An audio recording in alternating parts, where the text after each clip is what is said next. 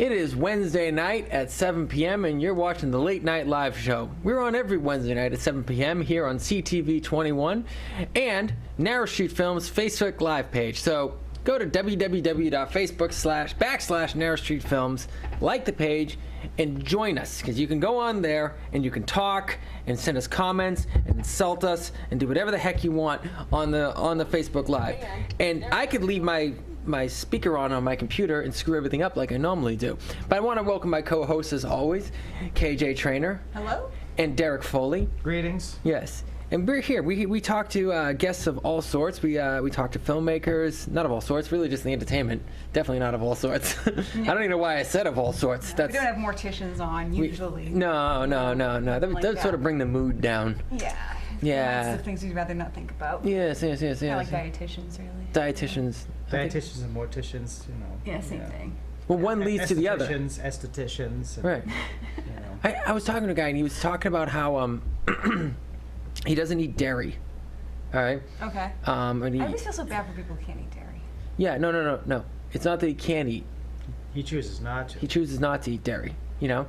Now I was thinking about things that I could choose not to do, or I could choose to do. I could choose to go run naked into the middle of a highway. I could choose to do that. Not necessarily a good idea, all right? Definitely not. No, I could choose to walk into the yard of like a really big, dangerous-looking dog, and I could steal his bone. Not a good thing to do, all right? All right? I could choose to walk up to my mother, my Italian mother, when she's in the kitchen, all right, and told her I just added a little something to the pasta sauce that she's making, all right? Yeah, that's not. That wouldn't be a good idea. Either. Yeah. I could choose not to eat bacon, which would be a really bad idea. Okay. Yeah. Yeah. So, to choosing not to eat dairy products. Does he have a reason for it? I'm sure he does. I'm sure I don't care. Is there a good enough reason not to eat cheese? I can't think of one. I mean, no. Well, I guess if you're lactose intolerant, I could maybe understand that, or just maybe you just don't like the flavor of cheese. It is what it is, I guess. Did you just wait? What was that last thing you just said? Lactose intolerant? No. Don't try to walk over this. Or you don't like the taste of cheese. What? I can't even imagine that. Like, who? First of all, there's like a million types of cheeses. All right, can you how do you you don't like all of them? I mean, No, I mean, I'm just answering your question. like I don't like why pepper would jack because it's ugly. All right, let's be honest. All right. Or Velveeta. Oh, wait, that's not really cheese, is it? I love Velveeta. I shouldn't even be talking about this. That's not really cheese. It's just plastic. No, Yeah. I think it is. Melted plastic and I love chemicals and I have it for stuff lunch in the like petroleum depot. We're going to the intro. We'll be right back.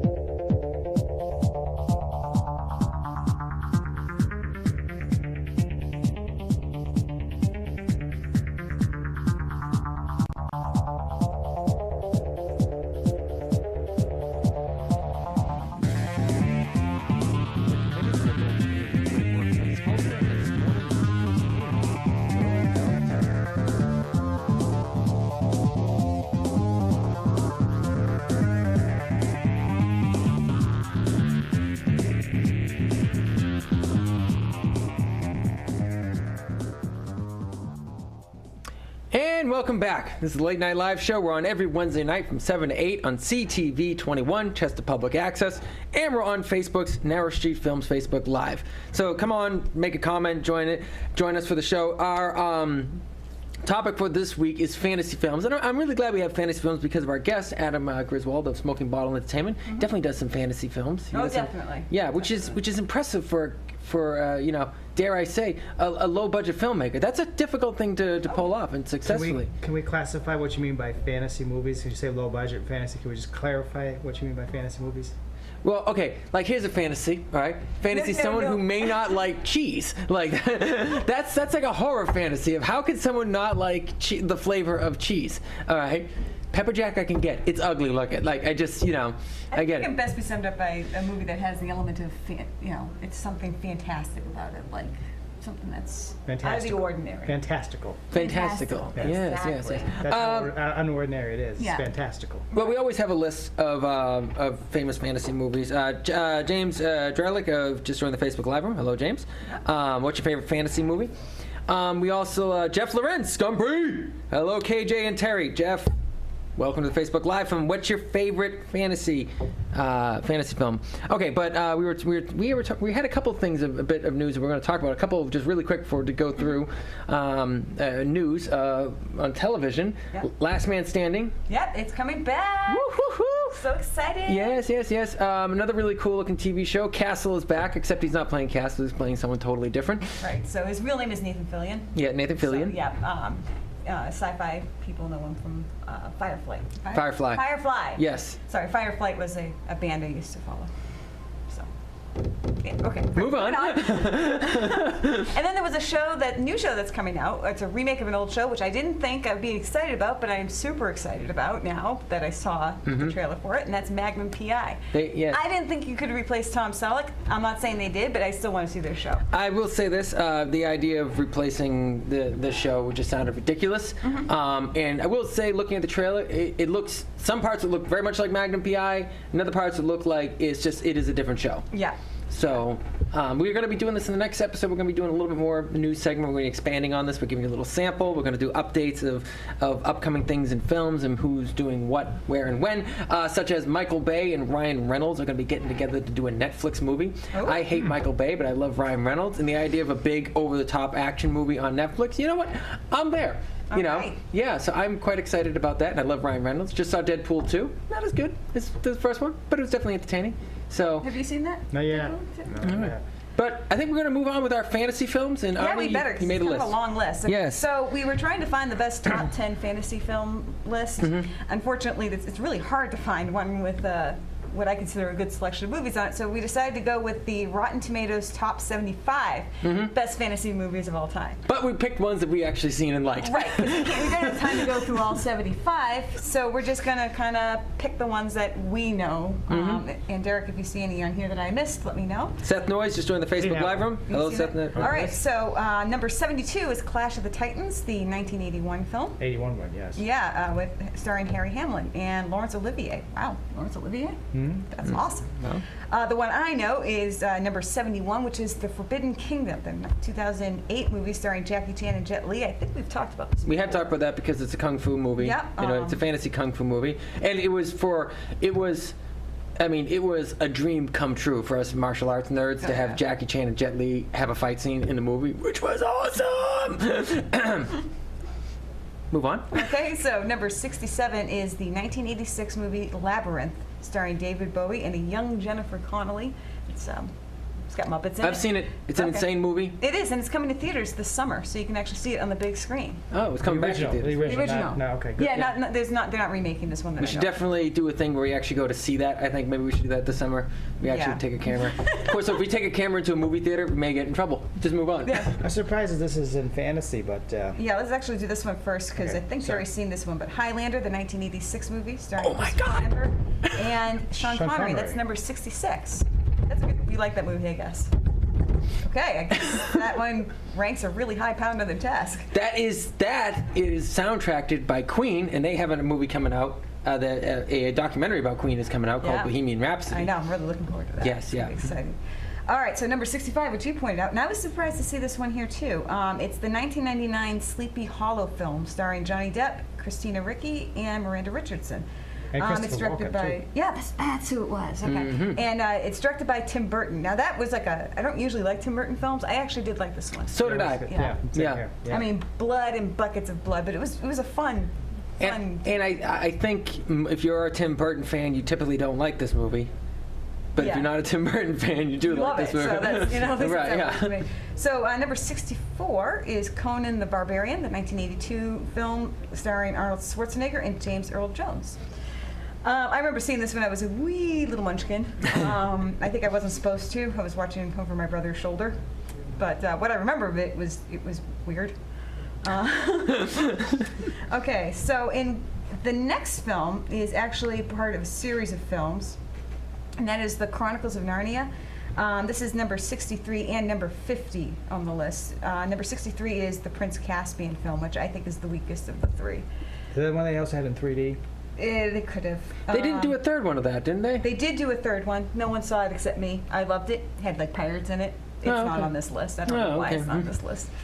That's kind of a shame because I did like the first one. I didn't mind the Prince Caspian one. Yeah, it was better than the book. Right. I thought A lot of action, good action in it. Yeah, it's a hard series to translate from books. Have you seen any of them? I kind of forced myself to start watching. Mitch Fortier just joined the Facebook Live room. Mitch Fortier. Hopefully I'm pronouncing that name right. What's your favorite fantasy film, Mitch? Okay, so number 62 is again another series, one of a series of films. It's the Hobbit series. They rank at number 62 and number 52 on this list. This is the first one, The Unexpected Journey, the 2012 film. You know what those movies are really great for? Popcorn? No. What? Because of the Irish music and the sort of slow, drawn-out pace of them. Yeah. They're really good if you're feeling sick. Okay. You know what I found really ironic about that whole series is you had Lord of the Rings, and if you look at the original books, they're super thick. And then you have The Hobbit, which is a standalone book, which is probably a fraction of the size. Yet they managed to squeeze three segments of Hobbits into a movie. Yeah. Or I should say, they took the book and turned it into 3 movies. How's that? And this one actually has a dragon. dragon, real dragon, yeah. Dragon that talks. He was smoking something I serious know, when he yeah. did that. All right, Okay. we've only got a minute or so before we're going to bring our guests up here. Then we're going to go back to talking a little bit more about fantasy films, but we talked a little bit too much. But I do want to say hi to Rick Dumont, who also just joined the Facebook Live room, who I've been trying to get as a guest on the show. He's another local filmmaker. So, Rick, if you're interested in coming on the show, we'd love to have you here. Hopefully, what's your favorite fantasy film? But we are going to be bringing on our guest, Adam Griswold, and he's going to be talking about his upcoming film Quirewood.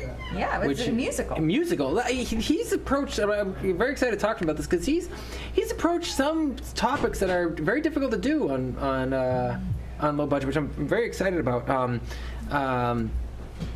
Musicals and fantasy and stuff like that. And okay, Mitch Fortier just said correct pronunciation of his name. Cool. And thanks. I'm a big fan of Star Wars. Ready Player One to the very short list. Oh, okay. I actually wanted to see that Ready Player One. Yeah, it sounded good. It looked pretty good. Well, yeah. it's Steven Spielberg, so I want Yeah. Let me see. And Rick Dumont said, "Yo," and hell yeah, I'd love to. Cool. Come on, man. All right. All right, but let's bring our guest up on Adam Griswold of Smoking Bottle Productions, Smoking Bottle Entertainment. I'm sorry, Adam. Down? Yeah, move on down. right. And typically, Oops, happens. typically we have like a video or something like that to play in between. But I got there late to talking to my producer, and he gave me a glare, and then I realized I shouldn't ask any more of him. Rick Dumont said, make sure you ask Adam about the July screening of his Space People 2 in Newburyport. You have a screening? That's July 2nd. Space People 2 will be showing in Newburyport at the Firehouse Center for the Arts. Oh, very cool. Yeah, Rick Dumont set up his film series that it's part of. Oh, very cool. Yeah, I definitely, I'd love to check that out. I haven't seen it yet because I love Space People, and we had you on as a guest before, and I'm really glad to have you back. But I've told you this person before, but I remember sitting down. It was at Boston Comic Con, and I heard Space People 2, and I knew a couple of the actors that were in it, and I sat down. And I just said, my first thought was, what the hell is going on in this movie? And then I watched it, and I was like, I'm about to walk out, and I'm like, you know what? I'm a filmmaker. Out of everyone who should be sitting through something, watched to the end, it should be me. And then I watched it, and I realized I was looking at this completely wrong, and this movie's freaking great. It seems like generally people have positive reactions when they make it through the whole thing. Okay, so make it long enough to sit through it long enough to get the point. Okay, all right, yeah. Well, it's because you set up a world. Yeah. And you set up rules of this world, and Mitch Fortier asked, when is the screening again? One more time. It's July 2nd.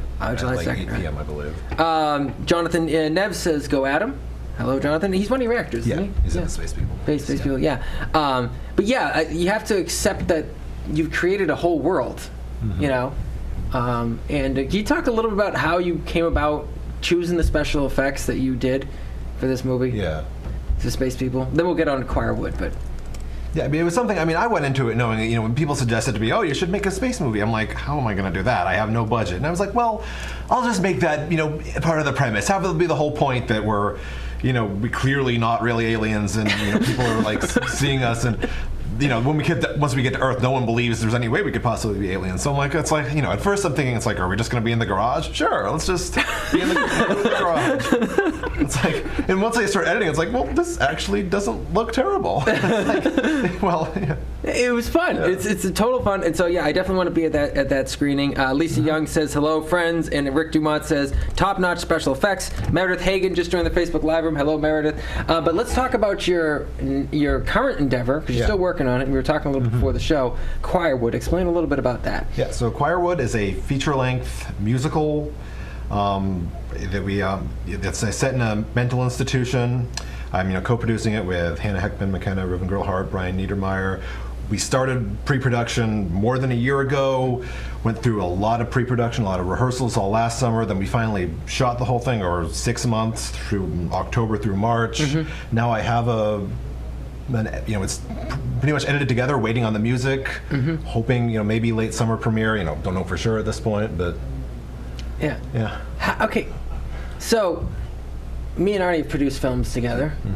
And a lot of times it comes up to, I will give her a call, I say, I got an idea. And my idea typically is like, let's make this already difficult project, let's make it like exponentially more difficult. Like that's sort of the idea that I have. She adds a lot of other stuff like dialogue with words and intelligent conversation. And I'm just like, that's complicated, but let's just keep adding characters. Right, yeah. But I'm like, let's make the scene bigger, let's have more people, let's have a bigger action scene, and why don't we bring it down a bit? So what made you, were you scared going into a musical? I mean, a part of me always kind of wanted to do a musical. I think I mentioned this on the last show. I wrote a musical script years ago and wanted to make it, but wasn't able to. Then it was just like, at the end of Space People 2, it was myself, Hannah, and Reuven Grillhart just kind of started talking about musicals. I mean, they were just they'd be singing on set, and so we should, do a musical. It's something we'd all kind of wanted to do. Right. And so, I mean, obviously we had people to write the music. That just kind of, it was exciting for me. I mean, I think coming off the Space People films, I almost was thinking this was going to be more smaller scale because it didn't have as many characters. It was mostly in one location, and the first draft of the script was much shorter than any of the Space People films. And it was only as making it that it kind of became clear just what an undertaking it was. Go boy! It's just realizing just how many scenes we have, all these characters that we need to get all these people together. Just the fact that it took all summer just to rehearse and record the music, and the music, just shooting a scene with a musical number takes 3 times as long as just a scene of dialogue. I can't even imagine. We had to record a couple songs for Michael Lawrence, and just getting the actress, to sing it, getting the music to match it, getting her lips to match the music. Because it was just such a pain in the neck. We were like, we went from 4 songs to 1 because it was just too much trouble.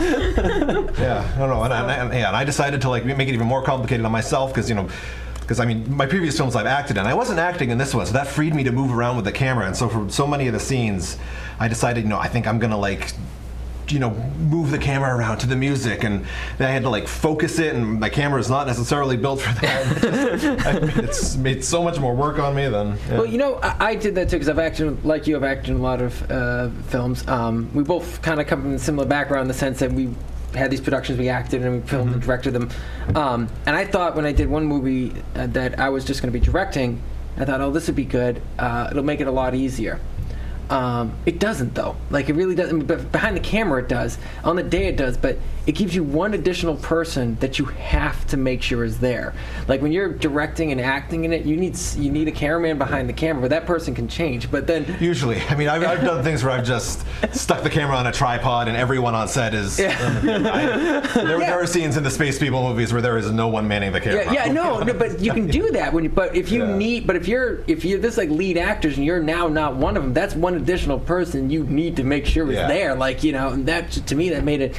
Then, like Michael Lawrence, you can always use yourself as a background extra, which I ended up doing 15 times. It's like a drinking game to see how she directed the film, and she's in 5, 6 times. It's like a drinking game. Yeah, I kept thinking I was going to end up having to be in the background of choir, when never really did. Oh, okay. We were lucky enough to get enough, just enough extras for the scenes we needed extra people. And you filmed in a hospital too, didn't you? Yeah, the top floor of a nursing room or a nursing home that's not only used for storage mainly, and on weekends especially it would be just empty, so we could just go up there and.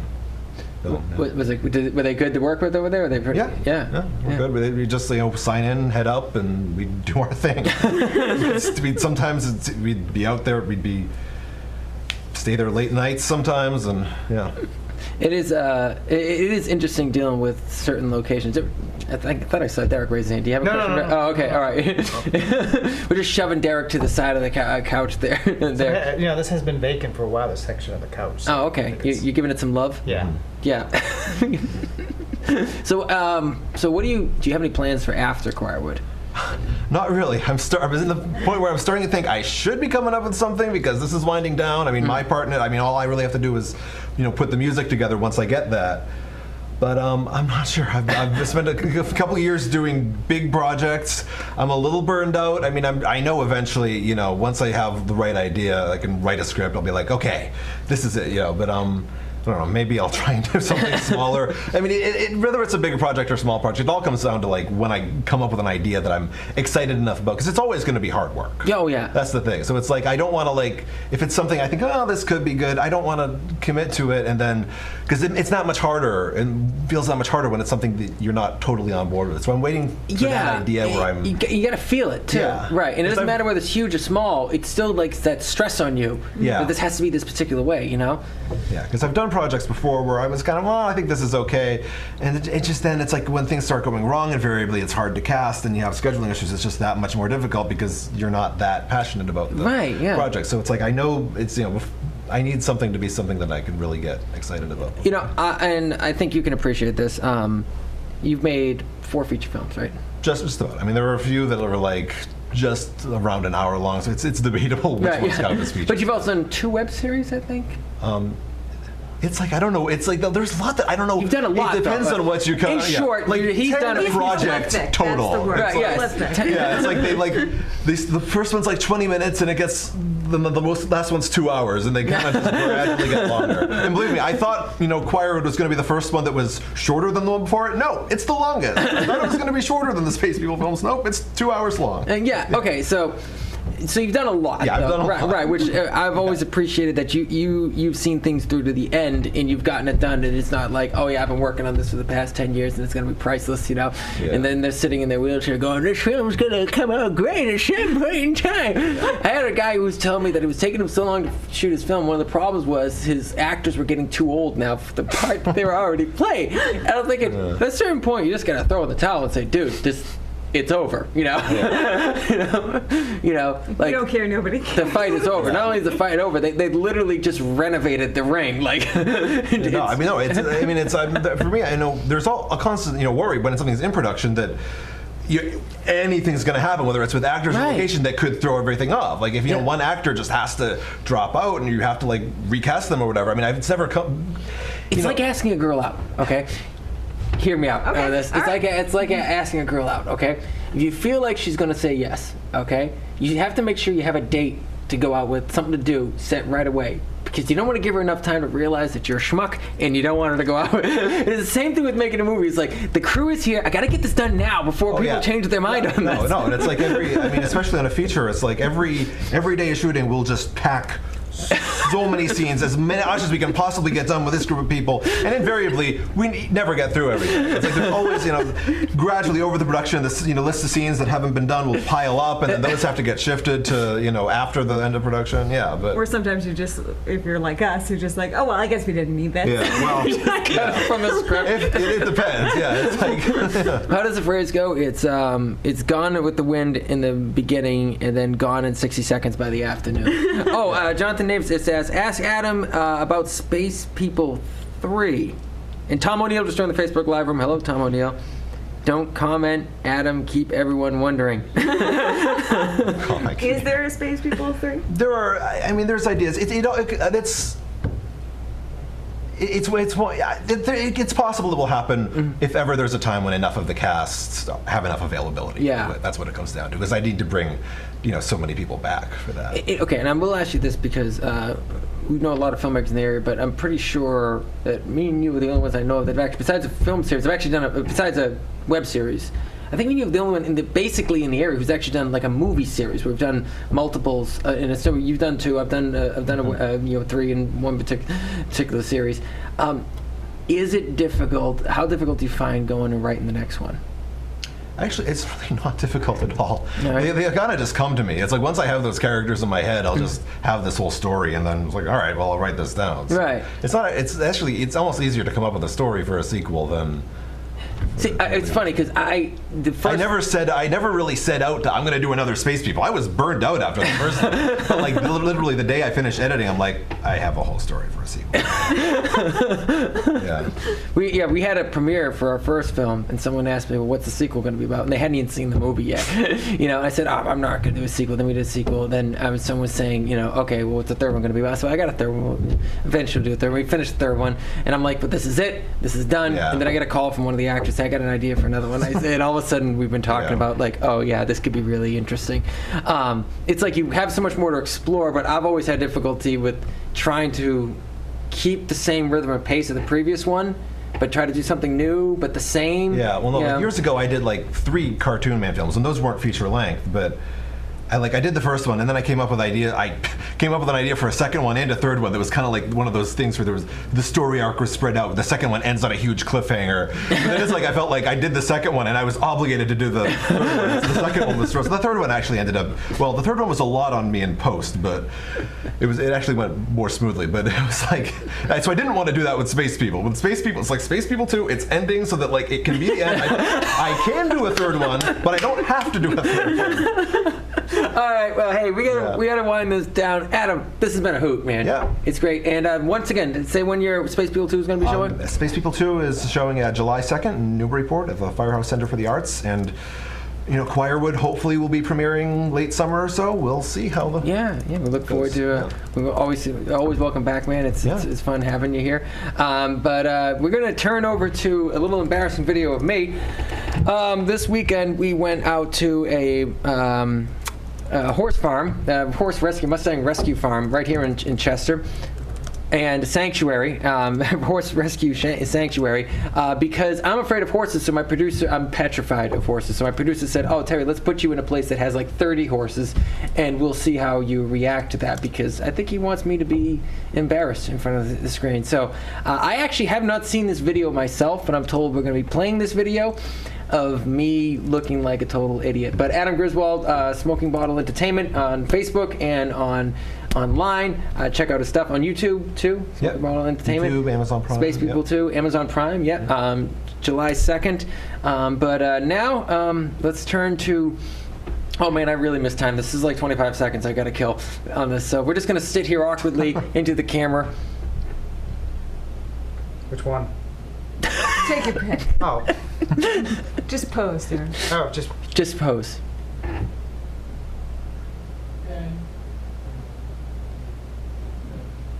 Yeah, we just lost all of our viewers. We'll be right back. I wish I could. That's it.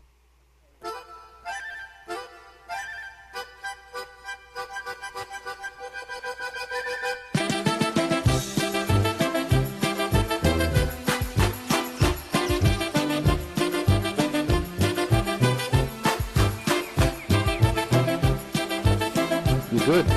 So me and TJ are here in Chester, New Hampshire, and we're going to be like facing our fears in a way, because we're at a horse farm, a rescue farm, Mustang rescue farm here in Chester, New Hampshire, and they haven't got a name for the farm yet. It's Caitlin's, whatever her last name is, Mustang thing. Right. Rescue? Yeah, well, when we interview her, we'll make sure we get a specific name. God, I hope we do. Because, we're acting like little pros right now. Yes, well, they're not here to watch us, so we can... Yes. So you're getting over a fear of something? Yes, fear of horses. I got a huge fear of horses. See, I didn't know that, and I've known you for almost 10 years. That is true, you have. And I didn't realize you were allergic to horses, and I've known you for almost 10 years. Yeah, I'm not afraid of horses. I love horses. But you're allergic to them. Yeah, it's already kicking up. I've already blown through like 3 handkerchiefs, and I have my emergency inhaler for when I decide to stop breathing for fun. By the way, when the cameraman made this noise, the wild Mustang behind him just perked up. All right. Now we were told that the horse in this stall right here has actually jumped the fence that high. Now, for a guy who's really afraid of horses, that's like a really scary thing an alarm off. You're supposed to be afraid of her. Did you hear her snort and pick her head up? No, he made the noise. She just picked her head up. She just became big. If you see how she's doing right now? Yeah. She just blew herself up, and that snorting is supposed to scare you away. It's working. Yeah.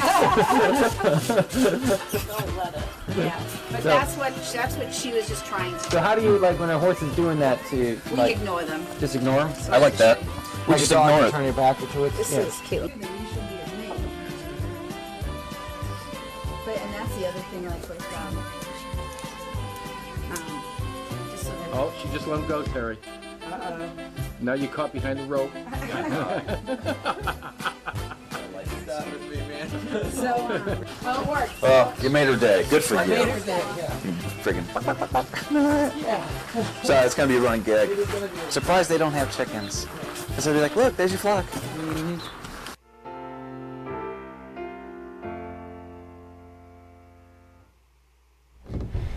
And you are back. It's a late night live show on every Wednesday night from 7 to 8. We're an entertainment show on CTV 21. We interview actors, artists of all sorts, except for photographers. No photographers on the show. Sorry. Not happening. Moving on. So, from this week's show, our theme is fantasy films. And each week we have a theme, and it's fantasy films. We're going through a list of from the top 75 on IMDb, Rotten Tomatoes. Right. Yeah. And we have our trailer trash segment. I want to thank Adam Griswold, our director, for coming on set. And I want to thank my producer for creating that video showing how scared I am of horses. I do appreciate that. But let's move on with the list. Fantasy films is our theme. Join us in the Facebook Live room, comment, and we will comment back. Philo Fernandez Lopez. Did I pronounce that right? Give us a thumbs up. Give you a thumbs up right back. I can't do it on the thing, but I do it on the camera. All right. Okay, so we're doing the list of 75 from Rotten Tomatoes. Obviously, we don't have time to do all 75. Yep. So we're skipping around. So number 48 is Fantastic Beasts and Where to Find Them. Haven't seen it? Haven't seen it either, but it will be important to know that later on. It will be important. Okay, so number 46 is the 2017 Beauty and the Beast. That's actually the second Beauty and the Beast that's on the list, but the first one is not the cartoon version. It's actually the French version, which I saw, which was very weird. Well, it is French. Yeah, well, it was very weird. So anyway, but actually the French one is number 5 on the list. Oh, really? Yeah. Uh-huh. So number 44 is The Never-Ending Story, the 1984. Hey, that's a long movie. It never ends. Yeah. Number 43 was a bit of a surprise for me. It's the Pirates of the Caribbean, the Curse Of the Black Pearl. Black Pearl, yeah, the first one, the 2003. First one's good. Well, that makes sense. Yeah, but I didn't think of it as fantasy necessarily, but I guess like Ghost Pirates. Yeah, kinda it's an works adventure fantasy for film, yeah, I that. would say, yeah. So anyway, that was kind of interesting. Did you like that movie, Derek? Yes, it is, as a matter of fact. Yeah, I've seen all of them. Out of all of them, that's the best. That is absolutely in best, my yeah. opinion. Okay. Yeah.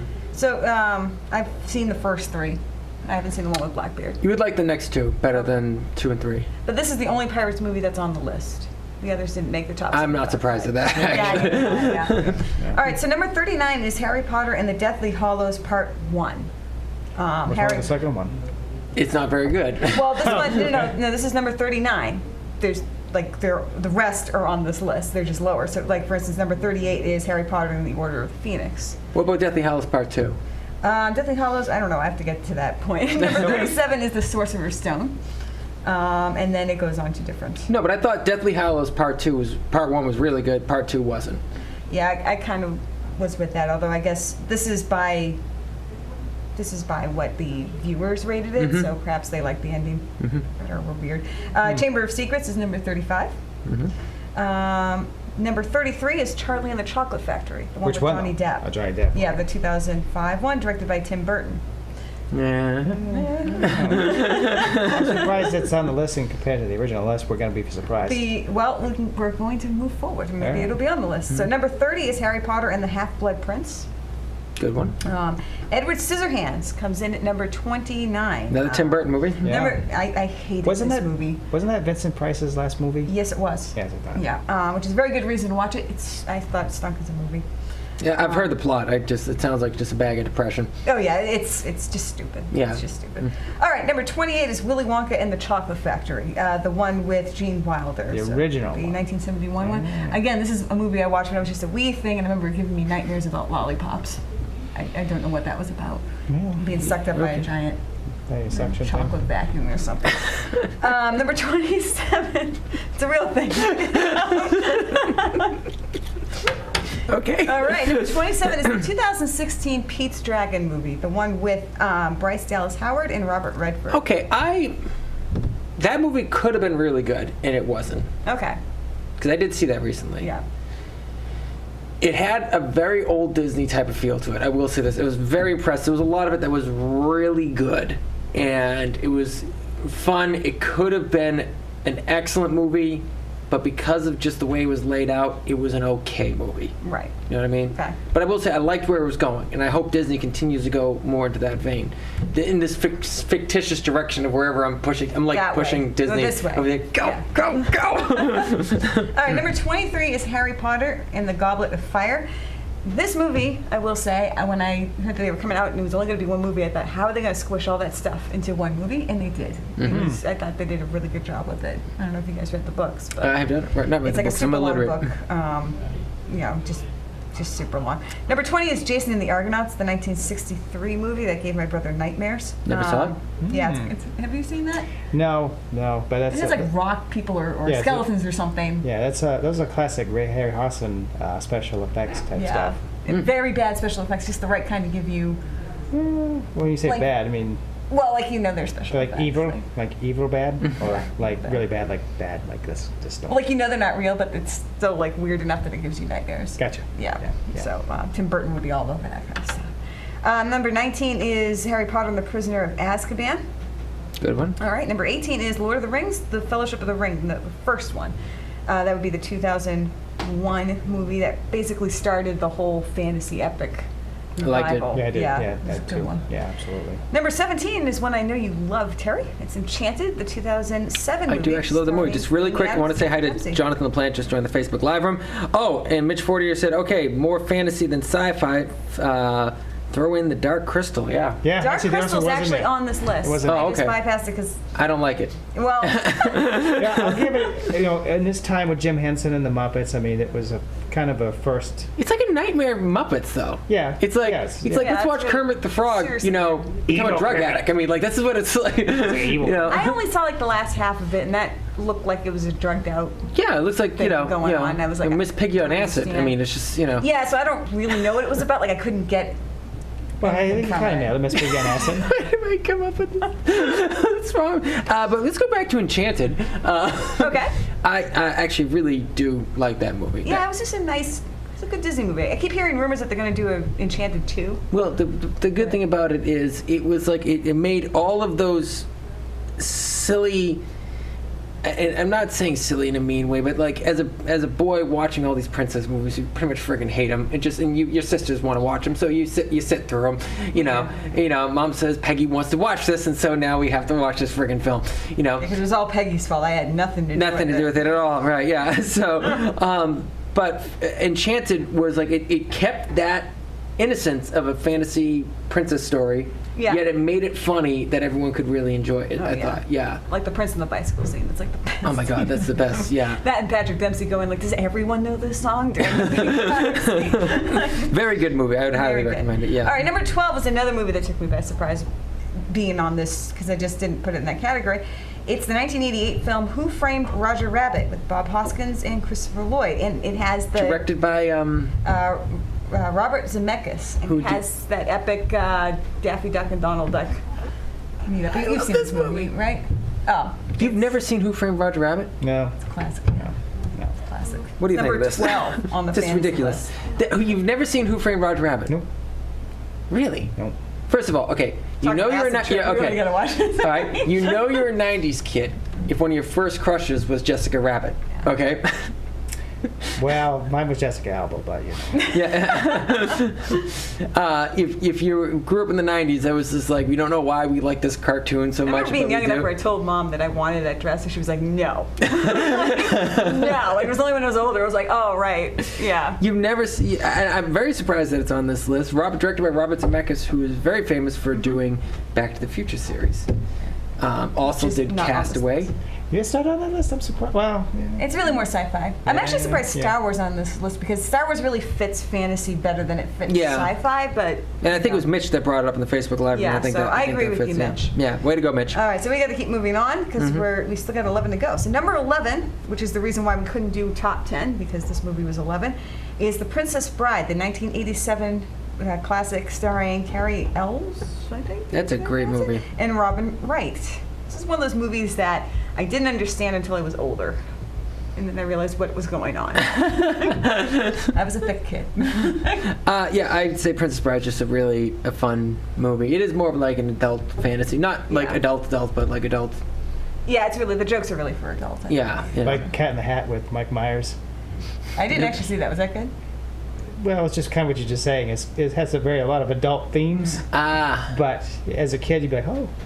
Okay, yeah. Speaking of Dr. Seuss movies, Benedict Cumberbatch playing the Grinch. Anybody else think that's a little weird? Because like Benedict Cumberbatch basically replacing Jim Carrey. Benedict Cumberbatch has played Khan, Sherlock Holmes, Smaug. All right, Smaug. He was the dragon. Oh, okay. All right. Yeah, you know. What else? Strange. Doctor Strange. So Prime Minister in that movie. Oh, he could probably put a very evil Grinch together. Like he could be a very convincing. It's evil when his Grinch. heart grows 3 sizes that day. It's like I'm not really sure that Benedict Cumberbatch can really, convey that. No, I don't see I'm it. just like Brian was just like I'm not sure. That's a weird cast. Jackie Pence just joined the Facebook Live room. Hello, Jackie. Marcus Lanthrop just joined the Facebook Live room. Hello, Marcus. How are you doing? He may have just left, actually. Well, maybe we'll pull the eyes. All right, we still got 9 more to do. So we better wrap through this. All right, Lord of the Rings: Return of the King is number 9. All right. Let me see, and then The Two Towers is number 6. Okay. Mary Poppins is number 4, which was an interesting choice, I thought. I mean, they have fantasy, but yeah, actually, it is fantasy. It is a fantasy. But it beat out Lord of the Rings. That's weird. Nice guy. Yeah. Harry Potter and the Deathly Hallows Part 2 is number 3 on this list. It's quite a disparity from the first and the second. Yeah. Number 2 is The Jungle Book, the 2016 one directed by Jon Favreau. Very good movie. And number 1, which I think is very appropriate, is The Wizard of Oz, the 1939 movie starring Judy Garland and Ray Bolger. How many lines have been quoted from that movie? I'll get you, my pretty and your little dog, too. I mean, there's no place like home. Yeah, it's a classic. I mean, if you read the book, it's very different than the book. The chief problem being the casting of Judy Garland. She's way too old to play Dorothy, but it's just such a classic movie that... It's really, and it was, a lot of groundbreaking stuff at the time it came out. It was pretty remarkable. They almost killed, Buddy Ebsen with the makeup for the Tin Man. Right. Because it was aluminum or something like that. Okay, well, this has been really good, but we're going to continue on our line of fantasy films, and we're going into our next segment, which is one of the most fun segments, because we get to talk crap about things, just openly talk crap about things if we feel that. And I have watched these trailers, and I have a feeling I'm going to go off on one of them, at least one of them. But we're going into our segment, Trailer Trash. And I think this is going to be interesting. Very difficult to find fantasy films. So, all right. Give us some good ones. Yeah, we're going to some good ones. So we're going to roll through our little intro for Trailer Trash.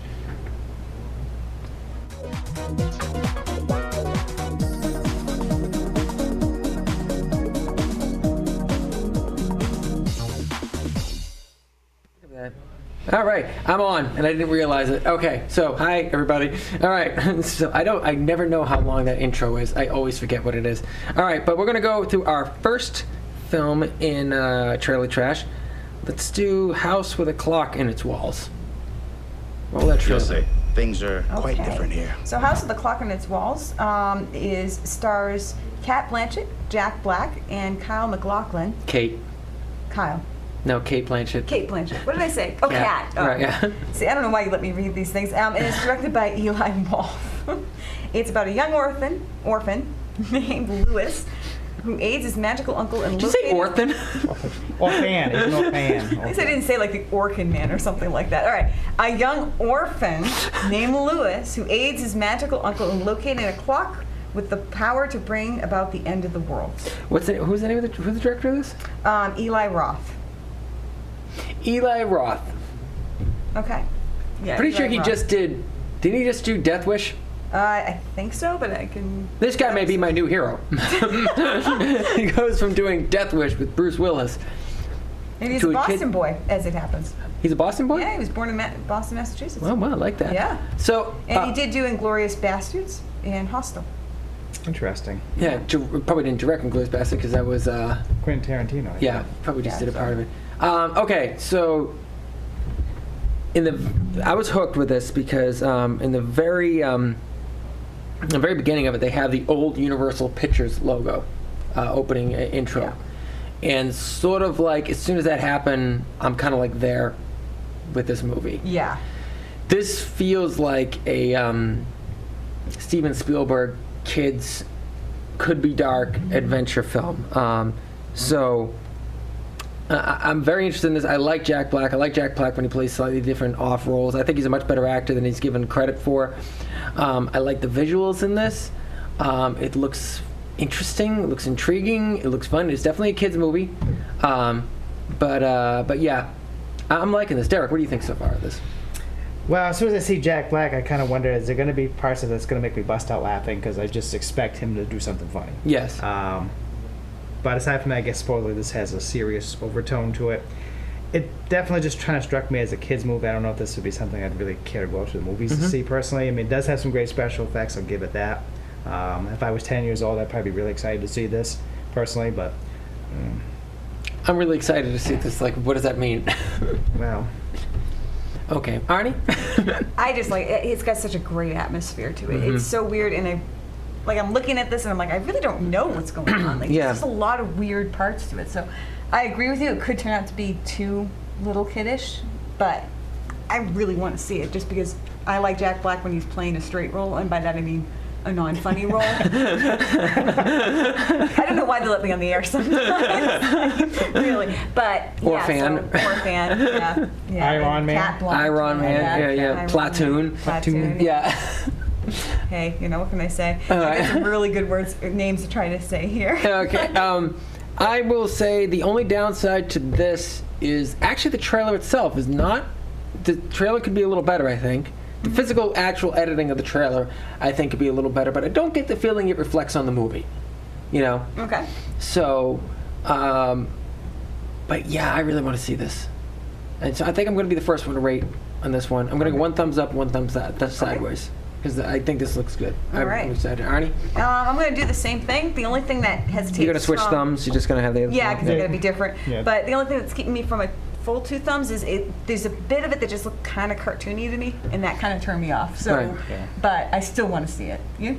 I'm just going to kind of go middle of the road, right in the... Okay. Okay. All right. Understandably so.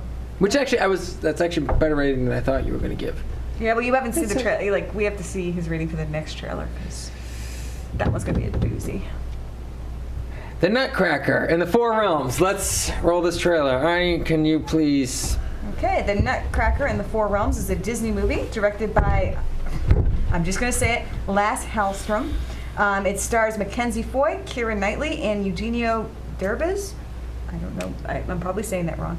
It's about a young girl who's transported into a magical world of gingerbread soldiers and an army of mice. It's the friggin' Nutcracker, all right? Let's just call. If you don't know what the Nutcracker is, all right, it's the friggin' Nutcracker. It's actually in the name. I don't know what they're doing with this Four Realms stuff, all right? There's no other realms. It's about dancing sugar plum fairies and some girl being whisked away by a ball buster. I don't know. See, I specifically picked this trailer because of that reaction. I knew it was going to happen. Now, the funny thing is, the Nutcracker actually is a cool story if you don't... I'm texting somebody right now. I'm just like... Yeah, I get it. If you can get beyond the ballet, it's actually a pretty cool story about a girl that's transported into this other land. There's a big battle scene in it, and there's all sorts of... And she has to help save this other, this alternate world kingdom. With the Nutcracker is the king of it. It's actually a cool idea for a story kind of along the lines of The Wizard of Oz, I Know I'm Losing You, but they did girlify it. And I find this trailer just as confusing. It's like, I don't even know what's going on. It should be cool, it's not. I don't really know what's going on. It's not cool. It's just, it feels like a British 70s trying to be really interesting and thought-provoking film, but all it is just a pile of crap made by the guys who did Monty Python. It's Brazil, all right? Have you ever seen the movie Brazil, which is just with Terry Gilliam? It's just a stupid, lousy movie. How can you take a movie with Robert De Niro, Terry Gilliam, Jonathan Pryce, and make it just like, I want to bash my head against a wall after seeing this movie? This is not thought-provoking. My thought would be, why did I watch this whole thing? That's a thought. I feel like this just watching the trailer for this movie. Like, why did I sit all the way through this twice? I've had to have this thing sitting in front of my screen right now. Did you really know this was going to happen? Yeah. Okay. I watched it. I was going, oh, this is going to be good for Terry. Yeah. Well, now we haven't heard from you yet. Well, here you have Tchaikovsky's Nutcracker, great classical composer. Yes. The music sounds like Hans Zimmerman just kind of throwing something together real quick. Like, oh, I got a project. Just throw it together. It's okay. It doesn't matter. It's just like, what the hell is this? Pardon my French. The epic story of the Nutcracker. This time, it's personal. The Four Realms. Okay. I'll give us an A for some creativity, at least thinking outside of the box, taking something that's a classic musical. Outside the shell. It's a Nutcracker. Yeah, exactly. But this is just, well, never mind. Yeah, there's too many jokes we can make with that. We could just... Yeah, let's just move on to the rating of this. Okay. Okay, ready? Set. In case you didn't notice that they both punched themselves in the eye. That's a magic trick, as you may recall. How about a magic trick? Okay. Okay. So I'm gonna give it a thumb down and a thumb like, what the heck is going on? Because like, good idea, but I don't understand what's going on. I'm going to give my official rating, and I just want to make sure the producers know. I want you to make sure the camera is on me for this because I think this is just really important. Okay. All right. Okay, so my rating should be this. Just give me a second. Okay. That being said, we can roll right next to you. Even Adam West has been silent this whole time. Yeah. I think I just broke the desk. Are we rolling the next trailer? Yeah, I'm just a little dizzy. Next trailer, Fantastic Beasts: The Crimes of Grindelwald. Mm-hmm. Okay. All right, so this movie is the second installment of the Fantastic Beasts and Where to Find Them franchise, which follows the adventures of Newt Scamander. It's directed by David Yates, and it's written by, of course, by J.K. Rowling, and it stars Johnny Depp, Zoe Kravitz, and Catherine Waterston. And I'm pretty sure they missed the main guy in this lineup, but I just can't find his name at the moment. Well, first of all, just so you know, if you are an actor and you're trying to get onto IMDb does not do things in a particular order. Okay, so I did miss two very important people. Yes. It's also Jude Law and Eddie Redmayne. Eddie Redmayne plays the main character. I think Jude Law being the kind of utmost thing. Now, I didn't see the other Fantastic Beasts. I'm a huge fan of the Harry Potter series, and I wasn't really excited about the first Fantastic Beasts, but I'm very excited about this because Jude Law is playing a young Dumbledore, and I love Jude Law. So I'm in. Already, I'm in. I want to see this. Yeah, I thought you'd like that. Yeah. Derek, thoughts? Yeah, I'm pretty intrigued. Out of the three things we've just watched, this is actually appealing. Of course, then again, the contrast of that crack, I make us anything.